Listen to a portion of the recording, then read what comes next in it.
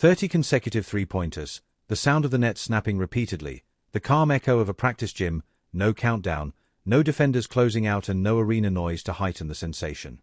That's how Caitlin Clark reintroduced herself at Indiana Fever training camp.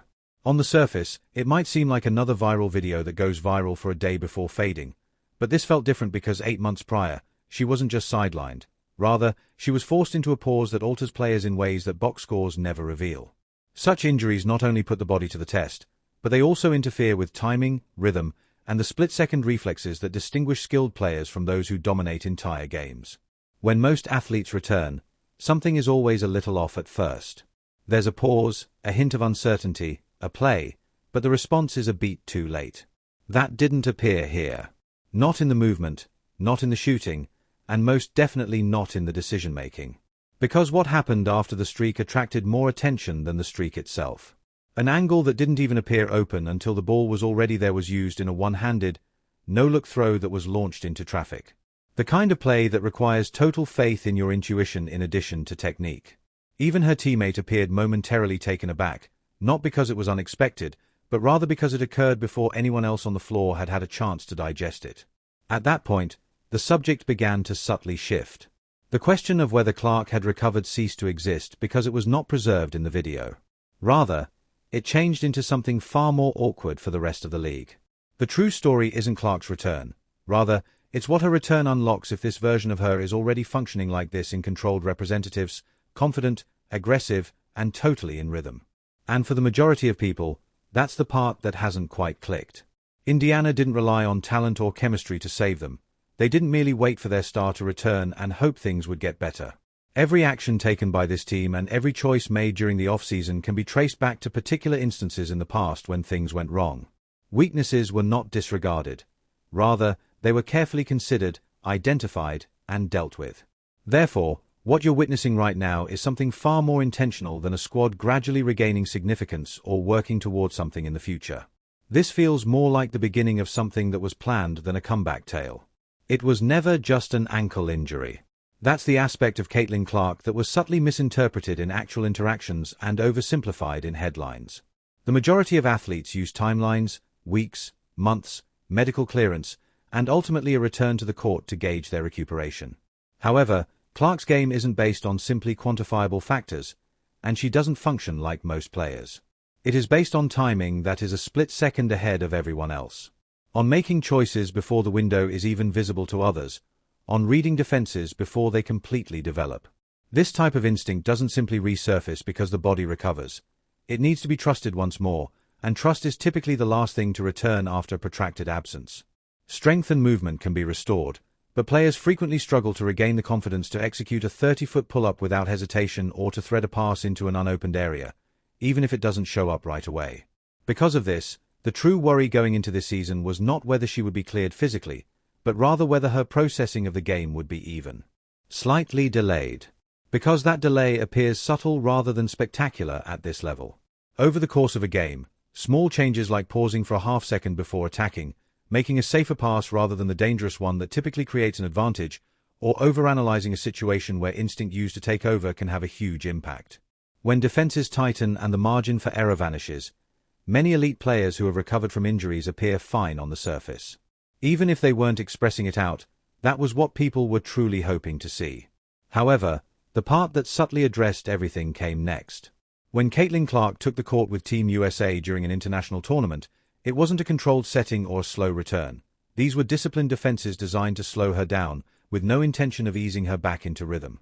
Rather than cautiously adjusting, she set the pace. She produced passes that only work when timing is perfect, made reads early, and took shots without hesitation. Not only did she play well, but her domination garnered her MVP honors, not the type given out to build self-esteem, but the type that demonstrates mastery over elite competition, which was more important than anything that might have occurred in a practice environment since you can't fake instinct against well-prepared defenses. Therefore, the actual test had already taken place by the time training camp ever began. More significantly, the rhythm remained intact despite the ankle's healing. And what that international run had previously hinted at was reinforced when the early footage showed her stepping into deep shots without hesitation and shooting passes into locations no one else had yet seen. She made her selections without any noticeable hesitation, delay, or adjustment period. If anything, there was a degree of control that appeared even more deliberate than previously, as if the player had learned to better control both her body and the game in addition to simply recovering. And that's when things start to change, because the focus shifts completely once that question vanishes. The choice that may have affected Indiana's entire season took place quietly and without as much fanfare as Caitlin Clark's comeback. There was every reason for Kelsey Mitchell to depart. This wasn't a player attempting to establish herself in the league or a precarious circumstance. This was a player entering a market where players with her scoring profile receive aggressive bids in addition to interest, having just finished the best season of her career. The timing made logical, the data supported it, and everyone in the league knew she had legitimate options. That combination usually results in movement. In a new system, players maximize their value, accept the better offer, and reset. The pattern is that. Mitchell, however, did not follow it. She remained. Furthermore, that decision reveals more about the state of affairs in Indiana than any statistic could. As it wasn't first defined in terms of money. It was structured around familiarity, trust, and, something that doesn't appear on paper, belief in the potential of this particular group. Come on. This is important, particularly in a league where opportunity frequently comes at the expense of continuity. Mitchell's decision to come back indicates that the work being done here is no longer theoretical. Even with other possibilities available, it's real enough for a player in her situation to wager on it. And everything else began to fall into place after that choice was made. Together, Mitchell and Clark produce work that is not only prolific but also structurally challenging to defend.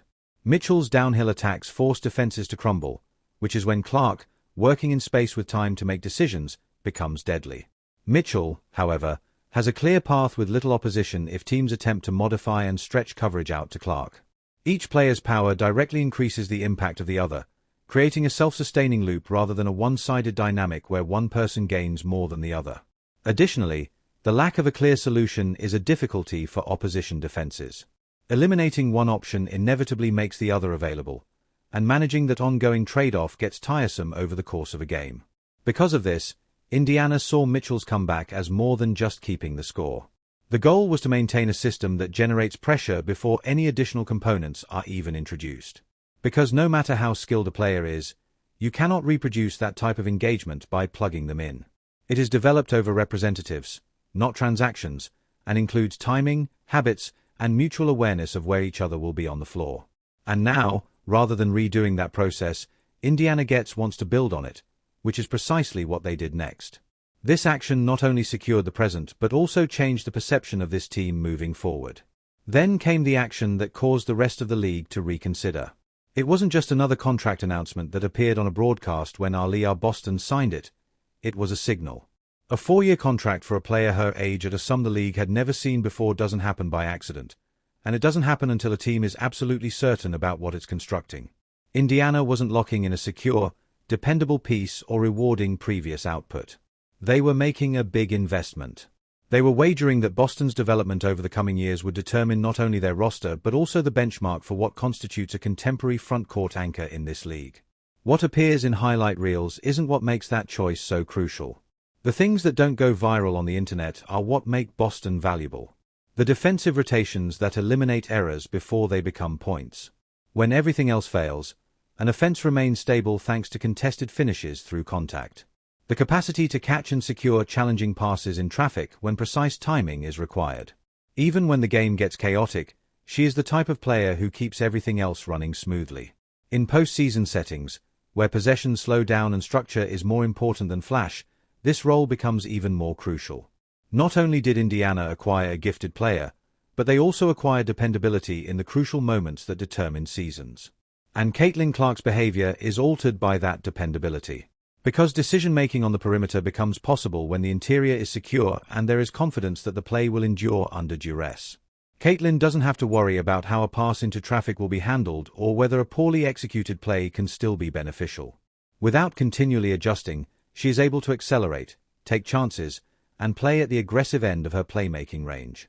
That's when it's hardest to control her game, not just because of what she can accomplish on her own but also because everything she does is supported by the system. Additionally, this move has a deeper component that goes beyond Indiana. The deal's timing, which coincides with the league's transition to new financial structures, conveys what elite players may now fetch and how fast teams are prepared to move to get them. Boston didn't use outside interest to prolong the process or drag this into a protracted negotiation. Her early commitment strengthened the notion that this roster, this environment, and this course are worthwhile in the long run.